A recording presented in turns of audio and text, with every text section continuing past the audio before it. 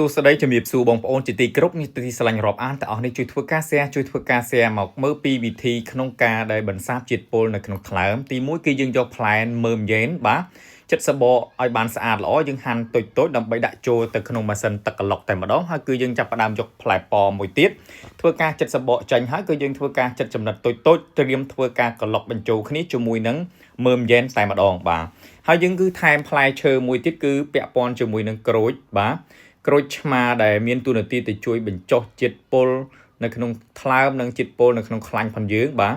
យើងហាន់ដាក់ចូលចំណិតតូចដាក់បញ្ចូលគ្នាក្លុកក្នុងពេលតែមួយ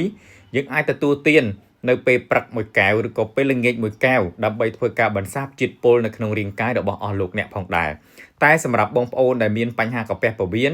គឺយើងមិនបាច់ដាក់ខ្ញីទេតែបើសិនជាបងប្អូនមិនមានបញ្ហាកាពះពោះវៀនគឺយើងថែមខ្ញីមួយមុខទៀតដើម្បីទៅជួយក្នុងការសម្រួលប្រព័ន្ធសរសៃឈាមនិងប្រព័ន្ធតម្រង់នោមសរុបរួមមកគឺមានទូនាទីទៅជួយលាងជាតិពុលនៅក្នុងថ្លើមរបស់អស់លោកអ្នកឲ្យមានភាពល្អប្រសើរនិងមានភាពស្អាតល្អបាទកុំភ្លេចជួយធ្វើការ share និង follow page មួយផងដែរបាទចំណុចពិសេសរបស់មើមយេនគឺមានទូនាទីទៅជួយបង្កើតគ្រាប់ឈាមក្រហមផងដែរបាទអរគុណបងប្អូនជូនពរបងប្អូនជួបតែសំណាងល្អនិងសុខសុវត្ថិភាពគ្រប់ក្រុមគ្រួសារផងដែរបាទអរគុណច្រើនបាទសួស្តីជំរាបសួរបងប្អូនជាទីគោរពនេះទីស្រឡាញ់រាប់អានទាំងអស់នេះជួយធ្វើការ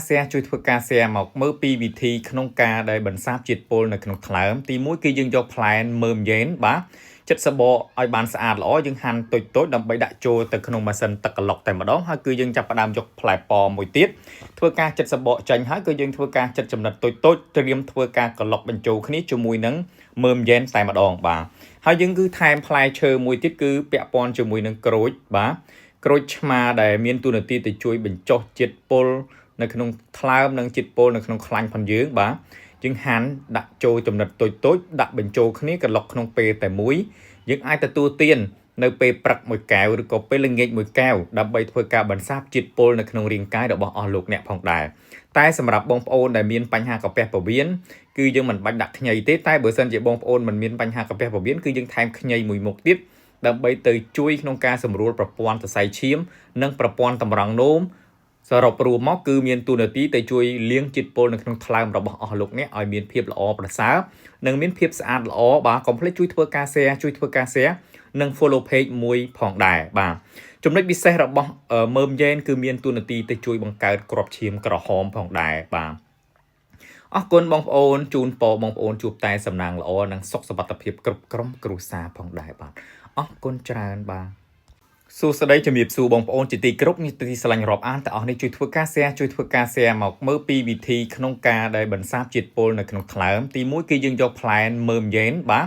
ចិត្តសបកឲ្យបានស្អាតល្អយើងហាន់តូចដើម្បីដាក់ចូលទៅក្នុងម៉ាស៊ីនទឹកក្លុកតែម្ដងហើយគឺយើងចាប់ផ្ដើមយកផ្លែប៉មួយទៀតធ្វើការចិត្តសបកចាញ់ហើយគឺយើងធ្វើការចិត្តចំណិតតូចត្រៀមធ្វើការក្លុកបញ្ចូលគ្នាជាមួយនឹង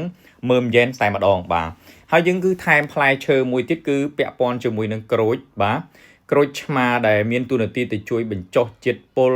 នៅក្នុងថ្លើមនិងជាតិពុលនៅក្នុងខ្លាញ់ផងយើងបាទយើងហាន់ដាក់ចូលចំណិតតូចដាក់បញ្ចូលគ្នាក្លុកក្នុងពេលតែមួយយើងអាចទទួលទាននៅពេលព្រឹកមួយកែវឬក៏ពេលល្ងាចមួយកែវដើម្បីធ្វើការបន្សាបជាតិពុលនៅក្នុងរាងកាយរបស់អស់លោកអ្នកផងដែរតែសម្រាប់បងប្អូនដែលមានបញ្ហាកាពះពោះវៀន